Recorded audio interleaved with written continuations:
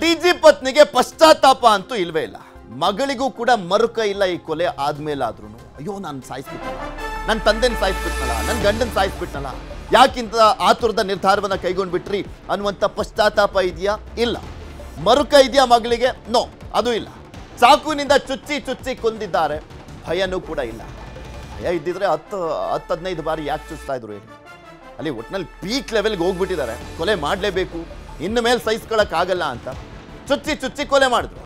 ಪಲ್ಲವಿಗೆ ಇನ್ನೂ ಕೂಡ ಹೋಗಿಲ್ಲ ಗಂಡನ ಮೇಲಿನ ಕೋಪ. ಓಂ ಪ್ರಕಾಶ್ ಪತ್ನಿಗೆ ಗಂಡನ ಕೊಂದ ಭಯವಿಲ್ಲ, ಏನೂ ಆಗಿಲ್ಲ ಎಂಬಂತೆ ಇದ್ದಾರೆ ಪತ್ನಿ ಪಲ್ಲವಿ. ವಿಚಾರಣೆ ವೇಳೆ ಜೈಲಲ್ಲೂ ಪಲ್ಲವಿ ಆರಾಮಾಗಿದ್ದಾರೆ. ಕೊಂದಾಕ್ಬಿಟ್ಟಿದ್ದೀನಿ ನಾನು, ನನಗೇನು ಅದ್ರ ಬಗ್ಗೆ ಪಶ್ಚಾತ್ತಾಪ ಇಲ್ಲ, ನನಗೇನು ಅದ್ರ ಬಗ್ಗೆ ಪಾಪ ಪ್ರಜ್ಞೆ ಏನು ಕಾಡ್ತಾ ಇಲ್ಲ ಅನ್ನುವ ರೀತಿಯಲ್ಲಿದ್ದಾರೆ. ನಗುತ್ತಲೇ ಇದ್ದಾರೆ ಓಂ ಪ್ರಕಾಶ್ ಮಗಳು ಕೃತಿ. ಸ್ನೇಹಿತರ ಜೊತೆ ನಗ್ತಲೇ ಮಾತನಾಡ್ತಾ ಇದ್ದಾರೆ ಕೃತಿ.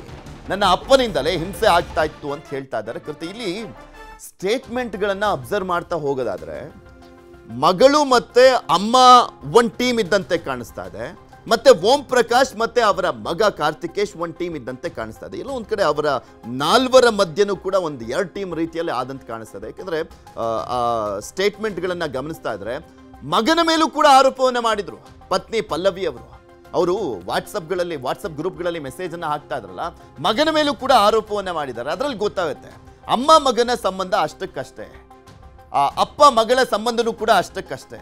ಇಲ್ಲಿ ಅಪ್ಪ ಮಗ ಒಂದು ಟೀಮ್ ಆಗಿದ್ರು, ಅಮ್ಮ ಮಗಳು ಒಂದು ಟೀಮ್ ಆಗಿದ್ರ ಅನ್ನುವಂಥ ಅನುಮಾನಗಳು ಆ ಮೆಸೇಜ್ಗಳನ್ನ ಗಮನಿಸಿದಂಥ ಸಂದರ್ಭದಲ್ಲಿ ಮೂಡ್ತಾ ಇರುವಂಥದ್ದು. ಇದ್ರ ಬಗ್ಗೆ ಮತ್ತಷ್ಟು ಮಾಹಿತಿಯನ್ನ ಕೊಡ್ತಾ ಹೋಗ್ತಾರೆ ನಮ್ಮ ಪ್ರತಿನಿಧಿ ಮುನಿರಾಜು. ನಮ್ಮ ಜೊತೆ ನೇರ ಸಂಪರ್ಕದಲ್ಲೇ ಇದ್ದಾರೆ. ಮುನಿರಾಜು, ಕೆಲವೊಂದು ಡೌಟ್ಸ್ಗಳು ಕಾಡ್ತಾ ಇರುವಂಥದ್ದು ಅಂದ್ರೆ ಆ ಮೆಸೇಜ್ಗಳನ್ನ ಗಮನಿಸುವಂತ ಸಂದರ್ಭದಲ್ಲಿ ಪತ್ನಿ ಪಲ್ಲವಿ ಅವರು ತನ್ನ ಮಗನ ಮೇಲೂ ಕೂಡ ಆರೋಪವನ್ನು ಮಾಡ್ತಾ ಇದ್ರು. ರೈಫಲ್ಸ್ಗಳಿದ್ದಾವೆ, ಅವ್ರ ಗನ್ ಇರುವಂಥದ್ದು, ಅದನ್ನೆಲ್ಲವನ್ನು ಕೂಡ ವಶಪಡಿಸ್ಕೊಳ್ಬೇಕು ಅಂತೆಲ್ಲ ಆರೋಪವನ್ನು ಮಾಡ್ತಾ ಇದ್ರು ಅನ್ನೋದನ್ನ ಗಮನಿಸೋದಾದ್ರೆ ಅಪ್ಪ ಮಗ ಒಂದು ಟೀಮು, ಅಮ್ಮ ಮಗಳು ಒಂದು ಟೀಮ್ ಆಗಿದ್ರು. ಇವರ 4 ಮಧ್ಯನೂ ಕೂಡ ಎಲ್ಲವೂ ಸರಿ ಇರಲಿಲ್ಲ ಅನ್ನುವಂಥದ್ದು ಸ್ಪಷ್ಟವಾಗ್ತಾ ಇದೆ. ಮತ್ತೊಂದು ಕಡೆ ಅರೆಸ್ಟ್ ಆದ ಬಳಿಕನೂ ಕೂಡ ಇನ್ನೂ ಪಾಪ ಪ್ರಜ್ಞೆ ಕಾಡ್ತಾ ಇಲ್ಲ, ಪಶ್ಚಾತ್ತಾಪ ಇಲ್ಲ. ಇನ್ನೂ ಕೂಡ ಮಗಳು ಕೂಡ ಅಷ್ಟೇ ನಗ್ನಕ್ಕಂಡು ಓಡಾಡ್ತಾ ಇದ್ದಾಳೆ, ಎಲ್ಲದಕ್ಕೂ ಸ್ಪಂದಿಸ್ತಾ ಇದ್ದಾಳೆ. ಅಂದ್ರೆ ಇವರು ಕಂಪ್ಲೀಟ್ ಆಗಿ ಮಾನಸಿಕ ಅಸ್ವಸ್ಥತೆಯಿಂದನೇ ಕೂಡಿದ್ದಾರೆ ಅನ್ನುವಂಥದ್ದು ಕಾಣಿಸ್ತಾ ಇದೆ ಮೇಲ್ನೋಟಕ್ಕೆ.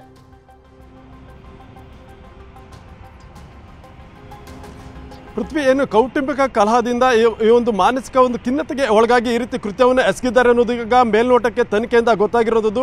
ಈಗಾಗಲೇ ಏನು FIR ಕೂಡ ಏನು ಕಾರ್ತಿಕೇಶ್ ಒಂದು ಪಾಯಿಂಟನ್ನು ಉಲ್ಲೇಖ ಮಾಡ್ತಾರೆ, ಖಿನ್ನತೆಗೆ ಒಳಗಾಗಿ ಈ ರೀತಿ ಒಂದು ಕೃತ್ಯವನ್ನು ಎಸಗಿರುವಂಥ ಸಾಧ್ಯತೆ ಇದೆ, ಅವ್ರ ಮೇಲೆ ಕ್ರಮ ಕೈಗೊಳ್ಳಬೇಕು ಅಂತೇಳಿ.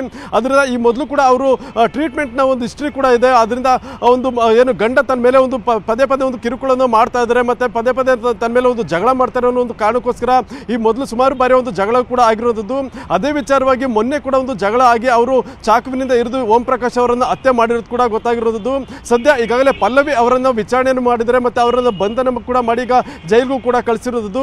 ಮತ್ತೆ ಇದೇ ಸಂದರ್ಭದಲ್ಲಿ ಏನು ಓಂ ಪ್ರಕಾಶ್ ಅವರ ಮಗಳು ಕೃತಿ ಇದ್ದಾರೆ, ಅವರನ್ನು ಕೂಡ ಸಾಕಷ್ಟು ವಿಚಾರಣೆ ಮಾಡಿ ಒಂದು ಸ್ಟೇಟ್ಮೆಂಟ್ ಅನ್ನು ಪಡೆದು ಈಗ ಅವರನ್ನು ನಿಮ್ಹಾನ್ಸ್ಗೆ ಒಂದು ಚಿಕಿತ್ಸೆಗೋಸ್ಕರ ಅಲ್ಲಿಗೆ ಒಂದು ಕಳಿಸ್ಕೊಟ್ಟಿದ್ದಾರೆ.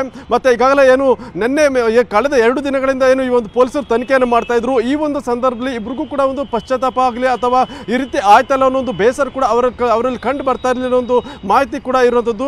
ಯಾಕಂದ್ರೆ ನಿನ್ನೆ ಅವರ ಓಂ ಪ್ರಕಾಶ್ ಅವರ ಒಂದು ಅಂತ್ಯ ಸಂಸ್ಕಾರ ಆಯಿತು. ಈ ಒಂದು ಸಂದರ್ಭದಲ್ಲಿ ತಮ್ಮ ಪತಿ ಒಂದು ಸಾವನ್ನಪ್ಪಿದರೆ ಅವರ ಒಂದು ಅಂತ್ಯ ಸಂಸ್ಕಾರ ಆಗ್ತಾ ಇದೆ, ಅವರನ್ನು ನೋಡಬೇಕು ಅನ್ನೋ ಒಂದು ಮನಸ್ತಾಪ ಆಗಲಿ ಅಥವಾ ಒಂದು ಪಶ್ಚಾತ್ತಾಪ ಆಗಲಿ ಅವರಲ್ಲಿ ಕಂಡು ಬಂದಿರಲಿಲ್ಲ. ಬದಲಿಗೆ ಅವರು ಹೊರಗಡೆ ಹೋಗುವಂಥ ಸಂದರ್ಭದಲ್ಲಿ ಮಾಧ್ಯಮಗಳ ಮುಂದೆ ಒಂದು ಮಾತನ್ನು ಹೇಳಿರ್ತಾರೆ, ಡೊಮೆಸ್ಟಿಕ್ ವೈಲೆನ್ಸ್ ಅಂತ ಹೇಳಿ ಒಂದು ಉಲ್ಲೇಖವನ್ನು ಕೂಡ ಮಾಡಿದ್ರು.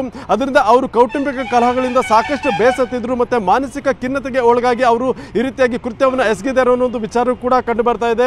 ಮನೆಯಲ್ಲಿ ಎಲ್ಲವೂ ಕೂಡ ಸರಿ ಇರಲಿಲ್ಲ ಅನ್ನೋದು ಇದರಿಂದ ಗೊತ್ತಾಗುತ್ತೆ ಪೃಥ್ವಿ.